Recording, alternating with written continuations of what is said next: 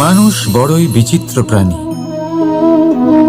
সব সময় লড়াই করতে থাকে, সব সময় চেষ্টা করে যাতে সেই শ্রেষ্ঠ হয়, চেষ্টা করে যাতে তার সামনে সবার মাথা নত হয়। তাই সবার আগে শক্তি অর্জন করার চেষ্টা করে। সে শক্তি অর্জন করেও নেয়, আর তারপর ভয় দেখিয়ে সবাইকে নিজের সামনে নত করে। কিন্তু একটা গুরুত্বপূর্ণ কথা ভুলে যায়, বুঝতেই পারে না। দেখুন, আমি আপনাকে একটা উদাহরণ দিই। আপনি নিশ্চয়ই বৃক্ষ এবং তার ডালপালা দেখেছেন, যা ফলের ভারে নিচু হয়ে যায়। ফল পড়ে গেলে আবার সে উঠে যায়, তারপর আরও একটা ফল হয়, সেটাও পড়ে গেলে আবার উঠে যায়। সর্বদা নত থাকে না। কখনো হাঁটতে গিয়ে আপনি নিশ্চয়ই দেখে থাকবেন যে আপনার পা কোনো ফুলের ওপরে পড়লে তা নত হয়ে যায়, কিন্তু যেই আপনি পা সরাবেন সেই ফুল আবার উঠে দাঁড়ায়। একটা অত্যন্ত গুরুত্বপূর্ণ কথা মনে রাখবেন, যে শির ভয়ভীত হয়ে আপনার সামনে নত হয়, সেই শিরই বিরোধিতা করতে সবার আগে দাঁড়াবে। আপনি জিতে নিন, সবাইকে জিতে নিন, কিন্তু ক্ষমতার দ্বারা নয়। তাদের জিতুন প্রেমের সাহায্যে। রাধা রাধা। ঈশ্বর লতা পাতাকে দাঁড়িয়ে থাকার শক্তি দেননি, ঈশ্বর এই শক্তি দিয়েছেন বৃক্ষকে। এই লতা পাতা বৃক্ষের সাহায্যে দাঁড়িয়ে থাকে, তাতেই বিকশিত হয়। এবার এই লতা পাতা দুই ধরনের হয়। প্রথম সে যে এই বৃক্ষতে বিকশিত হয়, ফুল ফুটিয়ে তোলে, নিজেকেও সুন্দর বানায়, বৃক্ষকেও সুন্দর বানিয়ে তোলে। দ্বিতীয় সে যে বৃক্ষকে পুরোপুরি শুকিয়ে দেয়, তার প্রাণ শক্তি তার থেকে কেড়ে নেয়, আর শেষে নিজেও ধ্বংস হয়ে যায়।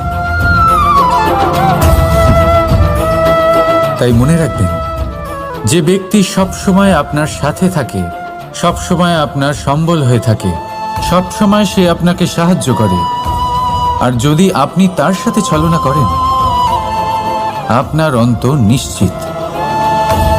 এরকম কখনো করবেন না। সেই ব্যক্তিকে ভালোবাসা দিন, সম্মান দিন, আর আমার সাথে প্রসন্ন হয়ে বলুন, রাধা রাধা। কখনো আপনি কোনো কুমোরকে দেখেছেন যারা মাটির পাত্র বানায়? প্রথমে সে ভিজে মাটি মাখে, তারপর তাকে গড়ে, তারপর তাকে চাকায় দিয়ে সঠিক আকার দেয়। যদি আকার ঠিক না হয় তা তক্ষুনি ঠিক করে দেয়, কারণ সে এটা জানে যে একবার এটা আগুনের তাপে দিয়ে দিলে, একবার এটা শুকিয়ে গেলে তারপরে এর আকার কখনোই বদলানো যায় না। এখানে লুকিয়ে আছে একটা শিক্ষা, সমস্ত মাতা পিতার জন্য একটা শিক্ষা। মাতা পিতাও তো এরকমই হন। তাদের নিজেদের সন্তানকে সঠিক সময় মতো শ্রেষ্ঠ শিক্ষা দেওয়া উচিত। মাতা পিতা যেন কখনো তাদের বিধাতা না হতে চান, কিন্তু প্রতিটা মুহূর্তে সবসময় চেষ্টা করুন তাদের সঠিক পথ দেখানোর। কখনো কোমলতা দিয়ে, কখনো ভালোবাসা দিয়ে, আর কখনো কঠোর হয়ে। তার জীবনকে, তার ব্যক্তিত্বকে আকার দেওয়ার চেষ্টা করুন। কারণ যেমন মাটি একবার শুকিয়ে গেলে তারপর সেই পাত্রের আকার বদলানো যায় না, ঠিক সেইভাবেই আয়ুর বৃদ্ধির সাথে সন্তানের শিক্ষা কখনোই বদলানো যায় না। তা মনে রাখবেন। রাধা রাধা। আপনি কি কখনো কোনো প্রজাপতি দেখেছেন? ভালো নিশ্চয়ই লাগে। আসলে প্রজাপতি কার না ভালো লাগে?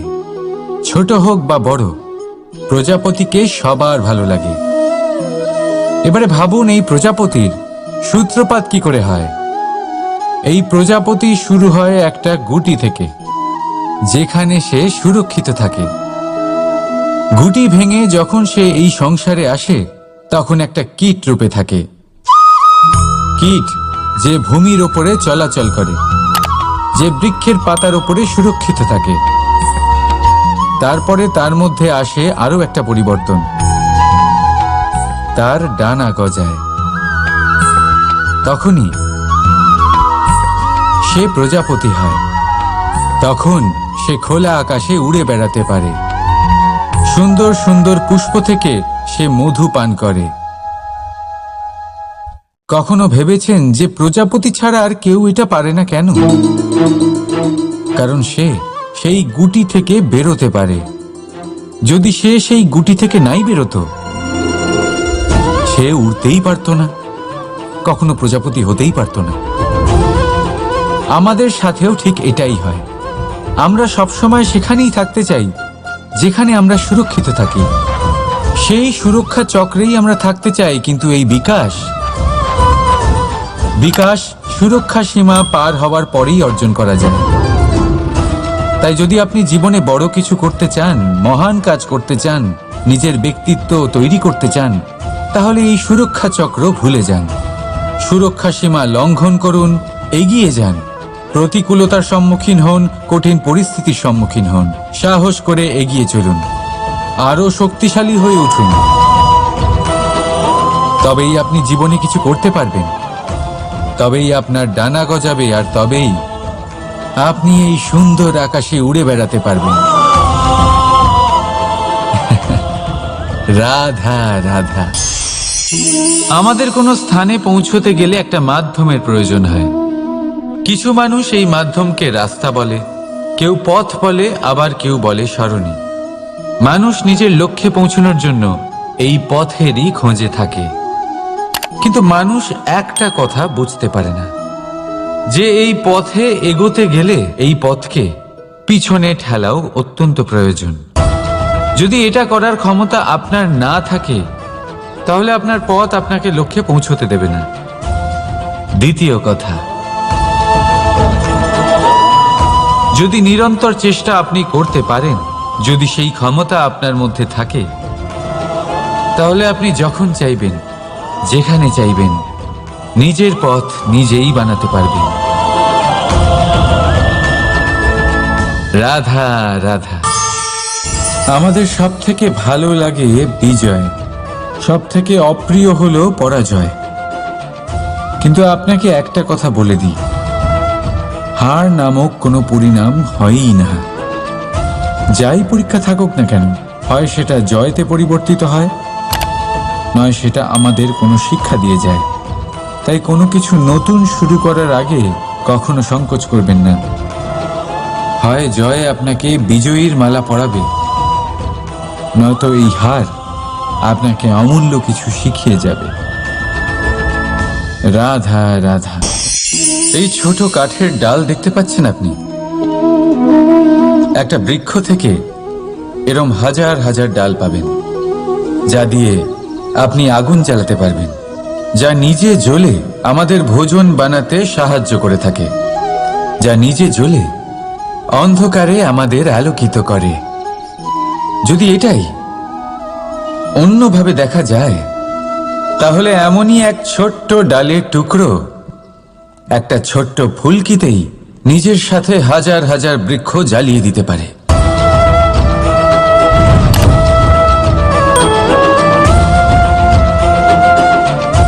পার্থক্য কোথায়? পার্থক্য হলো শুধু দৃষ্টিভঙ্গিতে, মানসিকতায়। যদি এই মন শীতল রাখেন, শান্ত রাখেন, তাহলে অসংখ্য মানুষের জীবন আলোকিত করবেন। যদি ক্রোধ আর অহংকারের আগুনে জ্বলতে থাকেন, তাহলে শুধুমাত্র বিনাশ করবেন। সিদ্ধান্ত আপনার। রাধা রাধা। আজ বিজয়া দশমী, সেই দিন যবে শ্রীরাম রাবণকে বধ করেছিলেন। এ হলো সেই দিন যেদিন শ্রীরাম লঙ্কা জয় করেছিলেন। লোকে বলে এটা খারাপের বিরুদ্ধে ভালোর জয়ের প্রতীক। এটাকে দেখার আরো একটা দিক আছে। আগে হ্যাঁ, এটা ভালোবাসার জয়ের প্রতীক, এটা পরিবারের জয়ের প্রতীক। আপনি তো নিশ্চয়ই জানেন যে রাবণ মহাজ্ঞানী ছিল, মহা শক্তিশালী ছিল, মহাদেবের পরম ভক্ত ছিল রাবণ।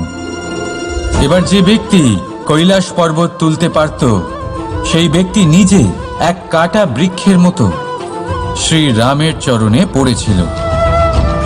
কেন? কারণ রামের সাথে লক্ষণ ছিল, কিন্তু ওদিকে রাবণের সাথে বিভীষণ ছিল না।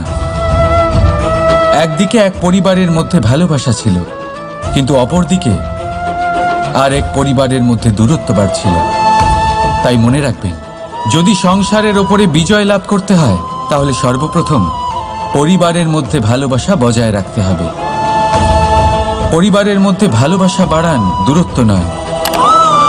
আপনি সব সময় সুখী থাকবেন আর জীবনের সমস্ত বাধা আপনি অতিক্রম করবেন। রাধা রাধা। আপনি কি কখনো শুনেছেন হরিণ সিংহের থেকে পালানোর বদলে তার সাথে লড়াই করেছে? হরিণ সিংহকে আক্রমণ করেছে, কখনো শুনেছেন?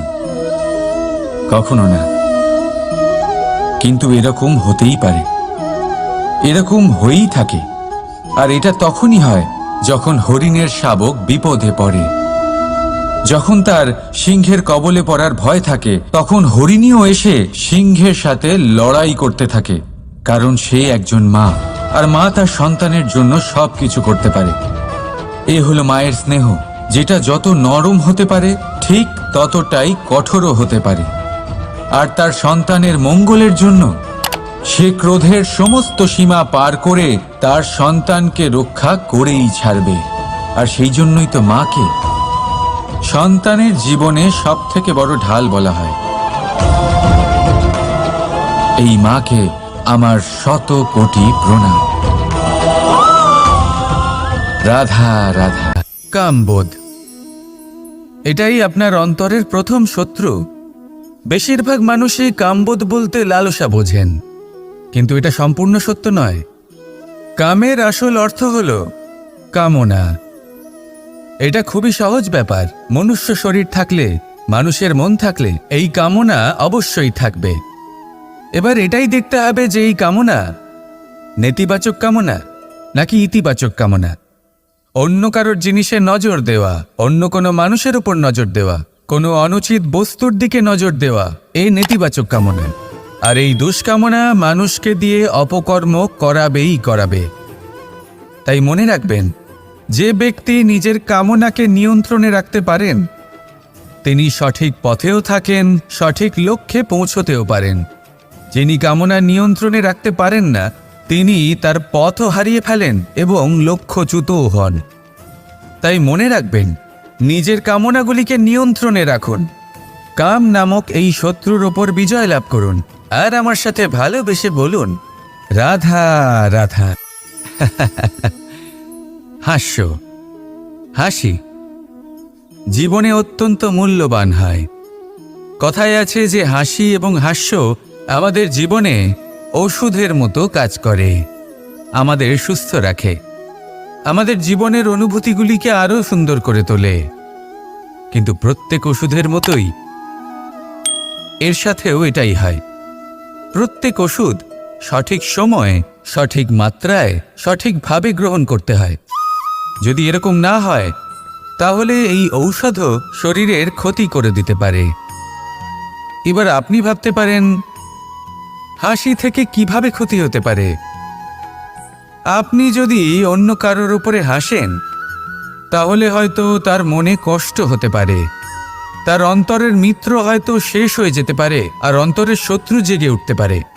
কিন্তু এটাই যদি আমরা সকলকে সাথে এনে সকলের সাথে হাসি, তাহলে হয়তো আমাদের অন্তরের এই হৃদয়ের ভেতরে লুকিয়ে থাকা যে শত্রু তা শেষ হয়ে যেতে পারে, আর অন্তরের বন্ধুসত্তা প্রকাশিত হতে পারে। ঠিক কি না? এবার আপনাকে উদাহরণ দিই। যখন দ্রৌপদী দুর্যোধনকে নিয়ে হেসেছিল তখন তা মহাভারতের সৃষ্টির কারণ হয়েছিল।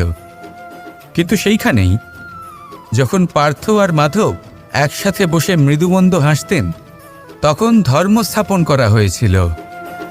তা আপনি কি চান?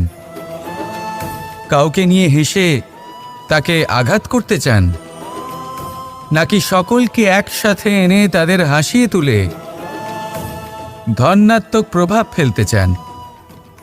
সিদ্ধান্ত আপনার। আসুন আর আমার সাথে ভালোবেসে বলুন, রাধা রাধা। মাঝে মাঝে কিছু মুহূর্তের জন্য চোখ বন্ধ করে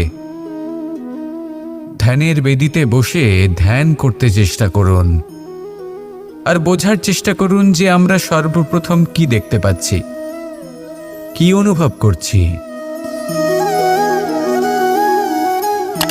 আপনি দেখতে পাবেন সবার আগে আপনার চোখের সামনে আপনার দুষ্কর্মগুলিকে, আপনার লুকিয়ে থাকা ক্রোধ, অন্তরের যন্ত্রণা, ভয়, নিরাশা, এই সব কিছুই সবার আগে দেখতে পাবেন আপনি। আর এই সব কিছুই আমাদের দুঃখের কারণ হয়ে ওঠে। এই সব কিছুর সারমর্ম কি? সারমর্ম শুধু একটাই, সেটা হলো এই যে আমাদের এই মন তা কিন্তু দুষ্কর্ম পছন্দই করে না। আমাদের এই মন একটা সুখময় জীবন যাপন করতে চায়, সৎকর্ম করতে চায়। তাই এটাই করুন, শুভ চিন্তা করুন, শুভ কর্ম করুন, ইতিবাচক মনোভাব নিয়ে জীবনে অগ্রসর হন। তারপর চোখ বন্ধ করে অন্তরে দেখতে থাকুন।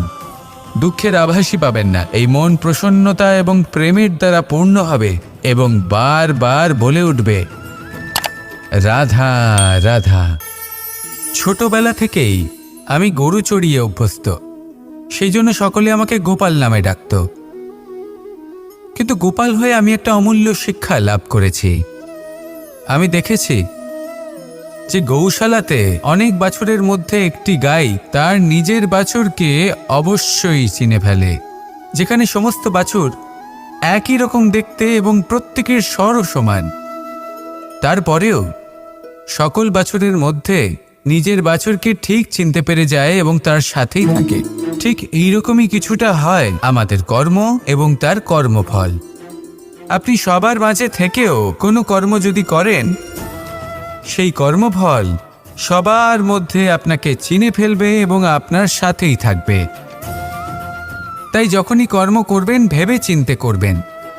কোনো কর্ম করার আগে একবার ভেবে দেখুন, তাহলে জীবনে বারংবার অনুতপ্ত হতে হবে না।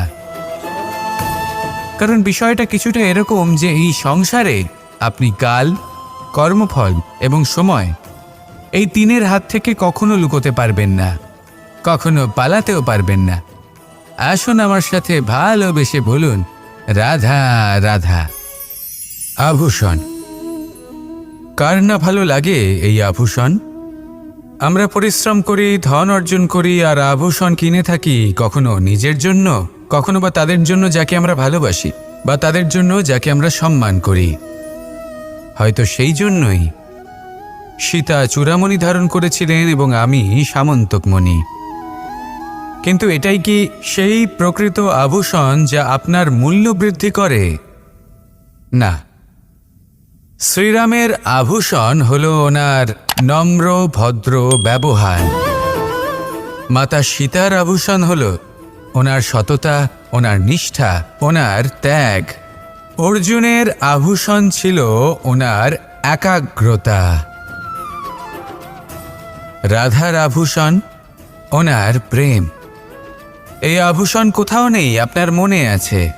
যদি আপনার মনে মিষ্টতা থাকে, তা শান্ত হয়, তাতে সততা থাকে, নিষ্ঠা থাকে এবং প্রেম থাকে, তাহলে আপনার অন্য আর কোনো আভূষণের কোনো প্রয়োজন নেই। আপনি যতই ভিড়ের মাঝে থাকুন, আপনার ঔজ্জ্বল্য চোখে পড়বে। আসুন আর আমার সাথে ভালোবেসে বলুন, রাধা রাধা। সুখ এবং দুঃখ, এই দুই হলো আমাদের জীবনের অবশ্যম্ভাবী এবং গুরুত্বপূর্ণ অঙ্গ। আমাদের সকলের জীবনে কখনো সুখও আসে, আবার কখনো দুঃখও আসে।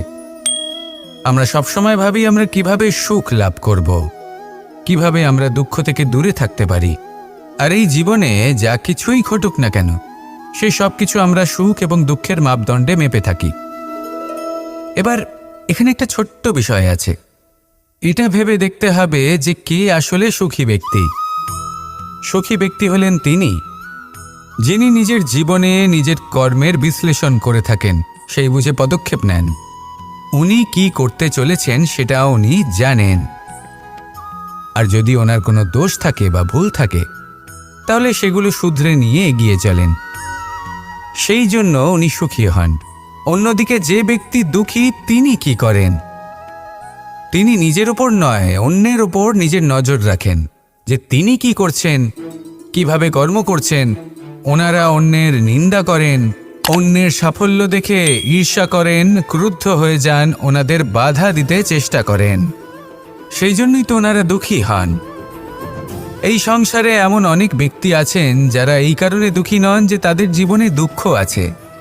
তারা এই কারণে দুঃখ পান কারণ অন্যের জীবন অনেক বেশি সুখের। দেখুন, শেষ পর্যন্ত আপনাকে নিজের কর্মের প্রতি মনোসংযোগ করতেই হবে, অন্যের প্রতি নয়। কারণ আপনার জীবনে আপনার কর্ম হলো এমন একটা জিনিস যা আপনার নিয়ন্ত্রণে আছে। নিরন্তর চেষ্টা করতে থাকুন, নিজের কর্মকে বুঝতে শিখুন, শুধরে নিন, নিজেকে শ্রেষ্ঠ করে তুলুন। তখন সাফল্য নিজে থেকে আপনার কাছে আসবে, আর এই মন প্রসন্ন হয়ে বলবে, রাধা রাধা। প্রেমের পরিভাষা আসলে কি? ভিন্ন ভিন্ন ধরনের ব্যক্তি, ভিন্ন ভিন্ন ধরনের প্রেমী, আলোচক বিভিন্ন ধরনের পরিভাষা প্রদান করেন এই প্রেম নিয়ে। কিন্তু প্রত্যেকের মনেই কখনো কখনো এই প্রশ্ন এসেছে, এই ভালোবাসা আসলে কি? নিজের প্রিয়তমকে জয় করাই কি প্রেম? চার হাত এক হয়ে যাবার নামই কি প্রেম? নিজের আবেগ ব্যক্ত করাই কি ভালোবাসা? না, প্রেমের অর্থ কাউকে লাভ করা নয়, বরং তার মাঝে বিলীন হয়ে যাওয়া। যদি কারোর হাত ধরে থাকি তাহলে আজীবন তার সাথে পথ চলা হলো প্রেম। প্রেম শুধুমাত্র সেটা নয় যা প্রেমী আর প্রেমিকার কেশদামে মালা বেঁধে দেয়। মাতা পিতার জন্য দিনরাত পরিশ্রম করা, নিজের পরিবারের জন্য দিনরাত পরিশ্রম করা, সেটাও প্রেম। নিজের বন্ধুদের জন্য, আপনজনের জন্য সবকিছু উজাড় করে দেওয়ার নাম হলো ভালোবাসা। নিজের মাতৃভূমির জন্য সাহসের সাথে লড়াই করা এবং আনন্দে নিজের জীবন ত্যাগ করে দেওয়াও কিন্তু প্রেমের নামান্তর। সেই জন্য যারা বুদ্ধিমান ব্যক্তি তারা কখনো প্রেমের পরিভাষা খুঁজতে চান না, কারণ তারা জানেন যে এই প্রেম কতটা বিশাল। তারা জানেন যে এই প্রেম হলো এক বিশাল সাগর যাকে নিজের মুঠোয় ধরে রাখা যায় না। সেই জন্য এই প্রেমের সাগরে ডুবে যান এবং সকলকে ভালোবাসতে শিখুন। যদি সবাইকে ভালোবাসতে পারেন তাহলে তাদেরও কল্যাণ হবে যারা আপনাকে ভালোবাসে, তাদেরও কল্যাণ হবে যাদেরকে আপনি ভালোবাসেন, আর আপনারও কল্যাণ হবে। আর তখন এই মন ভালোবেসে বলবে, রাধা রাধা। এই সংসারের অন্তের, এর বিনাশের প্রারম্ভ কিভাবে হয়? কোনো যোগের মাধ্যমে? কোনো ভয়ানক অসুরের আগমনে? নাকি প্রকৃতির রাগের কারণে? না, এই সংসারের বিনাশের প্রারম্ভ হয় আমি থেকে। এই আমি, এই তুমি, এটা আমি করেছি, ওটা তুমি করেছো, এটা আমার, ওটা তোমার, আদি ইত্যাদি। এই ভাব যখন মনে বাসা বেঁধে নেয়, সর্বপ্রথম ঘর ভাগ হয়, তারপর বসতি, তারপর প্রাণ, আর তারপর দেশ, আর সবার শেষে সমস্ত সংসার ভাগ হয়ে যায়। আর এই ভাগ হয়ে যাওয়া শেষে মনোমালিন্যে পরিণত হয়। এখন এমত অবস্থায় কি করা যেতে পারে? কিভাবে বাঁচা যায় এই পরিস্থিতির থেকে? কিভাবে দূরে থাকা যায় এই বিনাশের থেকে? উত্তর সেই একটাই, করুণা। একে অপরের দরকারগুলি বুঝুন, একে অপরের সমস্যাগুলি বুঝুন, একে অপরের দুঃখের সাথী হয়ে দাঁড়ান, একে অপরের সুখের ভাগীদার হন। আর শেষে যখন এই আমি আমরাতে পরিণত হবে, তখন এই বিনাশ নিজে থেকেই দূরে চলে যাবে। তাহলে আমরাতে বিশ্বাস করতে শিখুন, আর আমার সাথে ভালোবেসে বলুন, রাধা রাধা। আপনি এমন অনেক মানুষকে দেখে থাকবেন যারা এই সংসার ত্যাগ করেছেন, নিজেদের ঘর বাড়ি সমস্ত সম্পর্ক ছেড়েছেন, বেরিয়ে পড়েছেন শুধুমাত্র ঈশ্বরের খোঁজে। মন দিয়ে সেবা করেছেন, কিন্তু তাও ওনারা কখনো ঈশ্বরের দর্শন পাননি। উল্টে মনে অসন্তুষ্টি আরো বেড়ে গেছে। কেন হয় এমনটা?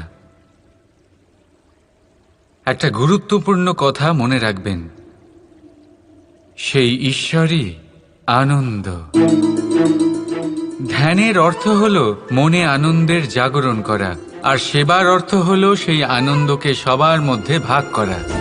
তাহলে যদি আনন্দকে জাগ্রত করো আর সবার মাঝে ভাগ করে দাও, তাহলেই ঈশ্বররূপী আনন্দ তুমি অবশ্যই পাবে। রাধা রাধা। যদি আমাদের জীবনে কোনো শিল্পই না থাকে, তাহলে আমাদের জীবনটাই নীরস হয়ে যাবে।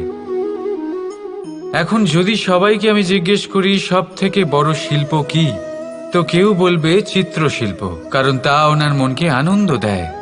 কেউ বলবে যুদ্ধ শিল্প, কারণ তাতে বিজয় প্রাপ্ত হয়। কেউ বলবে ভবন নির্মাণ শিল্প, কারণ তাতে ছাদ পাওয়া যায়। কেউ বলবে সঙ্গীত শিল্প, কেউ বলবে নৃত্য শিল্প, কেউ বলবে অভিনয় শিল্প আদি ইত্যাদি। কিন্তু এই কথা নিয়ে বিবাদ করা অনুচিত, হতেই পারে না, কারণ প্রত্যেক ব্যক্তির নিজস্ব চিন্তাধারা এবং নিজস্ব দৃষ্টিভঙ্গি থাকে। শুধু একটা কথা আছে, একটা বিশেষ বিষয় যা সব শিল্পতেই পাওয়া যায়, মনকে প্রভাবিত করার গুণ। তো সব থেকে বড় শিল্প সেটা যা মনকে প্রভাবিত করে, আর সব থেকে বড় শিল্পী সে যে অন্যের মনে প্রবেশ করে। যার কাছে এই গুণ আছে সে সব থেকে বড় শিল্পী হবেন। যদি এই সংসার রঙ্গমঞ্চ হয়, তাহলে আমরা এই রঙ্গমঞ্চের শিল্পী। আর এখানেও সব থেকে বড় শিল্পী সেই হবে যে অন্যের মনে প্রবেশ করে সেখানে ঘর বাঁধতে পারে। আর এই মন অবধি পৌঁছনোর সিঁড়ি হল 2.5 অক্ষরের শব্দ, প্রেম। তাহলে প্রেম করতে থাকুন, প্রভাব বিস্তার করুন। রাধা রাধা। সূর্য আর চন্দ্র দুজনেই আকাশের অমিত চিহ্ন, দুজনেই প্রকাশ বিস্তার করে, কিন্তু সবসময় দুজনের তুলনা করা হয়। কে অধিক শীতল আর কে অধিক তীব্র, কে অধিক তেজবান আর কে অধিক শান্তিপ্রিয়। এবার এই তুলনা করা কি উচিত কাজ? কখনোই না, কারণ এই দুজনেই যতই প্রকাশপুঞ্জ হোক, কিন্তু এই দুজনেই ভিন্ন। দুজনেরই নিজের নিজের মাহাত্ম্য আছে, আর দুজনেরই নিজস্ব সময় আছে আলোকিত হওয়ার। তাই এদের তুলনা করা অনুচিত। ঠিক সেইভাবেই আমাদের জীবনেও তুলনা করা অনুচিত হবে। নিজের তুলনা অন্য কারোর সাথে কখনো করবেন না, আর যদি অন্য কেউ আপনার তুলনা অন্য কারোর সাথে করে তাতে মন দেবেন না, কারণ এই তুলনা থেকে নিজেকে হীন ভেবে নেওয়া আপনার জন্য ক্ষতিকর। এটা আপনার জন্য লাভজনক নয়। শুধু চেষ্টা করতে থাকুন, নিজেকে বিস্তার করতে থাকুন, আর অপেক্ষা করুন সঠিক সময়ে, কারণ সঠিক সময় আসলে আপনি নিজের গুণ, নিজের দক্ষতা অবশ্যই দেখাতে পারবেন। রাধা রাধা। জীবনে সবাই মহান হতে চায়, সবাই বড় হতে চায়, কিন্তু বড় হয় কিভাবে?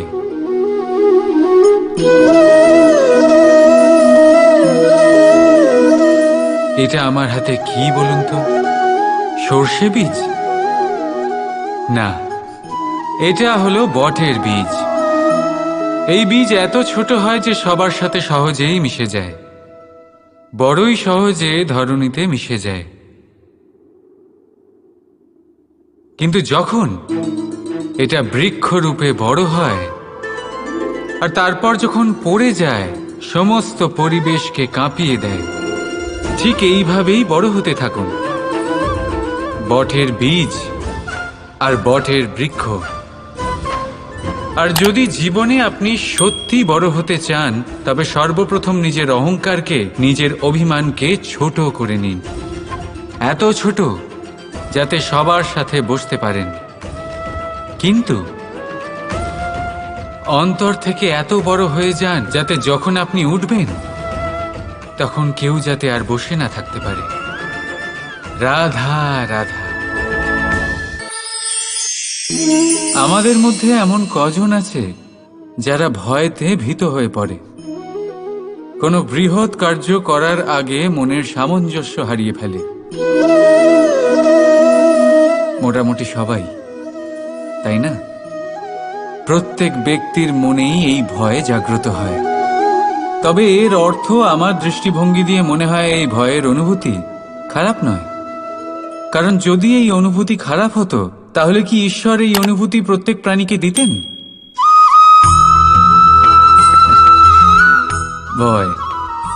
ভয়ের এই অনুভূতি আমাদের জন্য ভালো, অত্যন্ত আবশ্যক। মনে রাখবেন, যে কোনো কার্য করার আগে যদি মনে ভয় উৎপন্ন হয়, তাহলে এর অর্থ এই যে ওই কার্য করার সময় অনেক সংকটের সম্মুখীন আমাদের হতে হবে। আর সেই সংকটের সম্মুখীন হওয়ার জন্য আমাদের অত্যন্ত সাহসী হতে হবে। শুধুমাত্র এই কথা মনে রাখবেন, মনে সাহস জুগিয়ে এগিয়ে চলুন এই ভয়ের যাত্রাতে। কারণ এই ভয়ই আপনাকে আপনার লক্ষ্যে পৌঁছতে প্রেরণা যোগাবে, আপনাকে শক্তি প্রদান করবে। তাই এই ভয়ের দ্বারা ভয়ভীত হবেন না, এই ভয়কে জয় করুন। আর আমার সাথে ভালোবেসে বলুন, রাধা রাধা।